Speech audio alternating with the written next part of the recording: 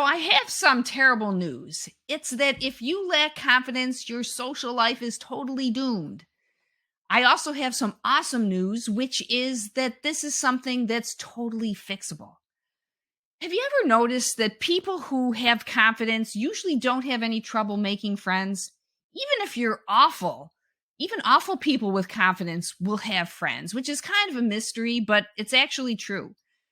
So, obviously, you want to get your arms around this problem and start developing some confidence. But where to begin?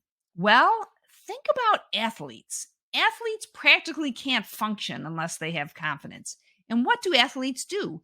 They get out there and practice. So that is something that you're going to have to do. Now, why is that? What is the meaning of confidence anyway? Well, basically, confidence is a social signal that tells people that you have something to offer. So if you don't have confidence, it unconsciously tells people that you don't, even though that's not really true. So that is definitely why we need to fix that. So, where to practice? Well, the place to practice is not the white hot center of your social life. Sometimes people think if they go out and make a grand gesture or if they get accepted by the right person or the right group, that will somehow magically confer confidence on them. And you know what? First of all, that's that's often a place where we go out and we do a big failure. But secondly, no one can give you confidence. That's something that has to come from within.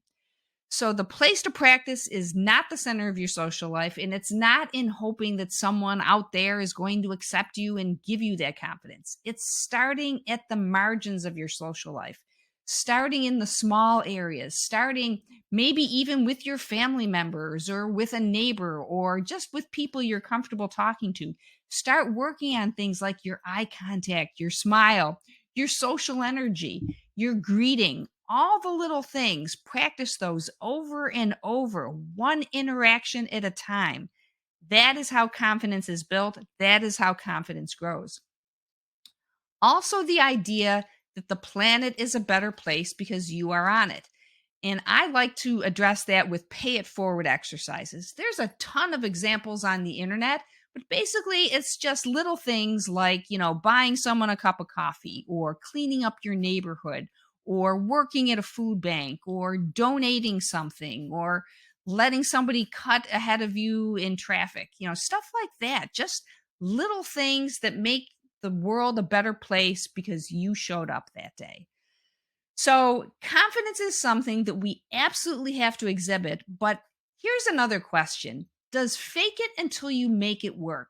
Well, it can, but at the same time, it's a little dangerous because if you're faking confidence and then something goes wrong, sometimes that becomes a huge setback and you're back to square one or even further behind.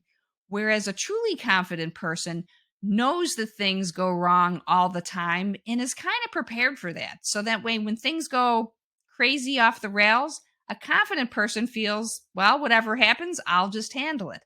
So that is the difference between true confidence and fake confidence. And that's why I say work on it with the little things first. So that way, each step of the way, you can handle what comes up. And that builds into a larger sense of confidence that you can then bring to the world.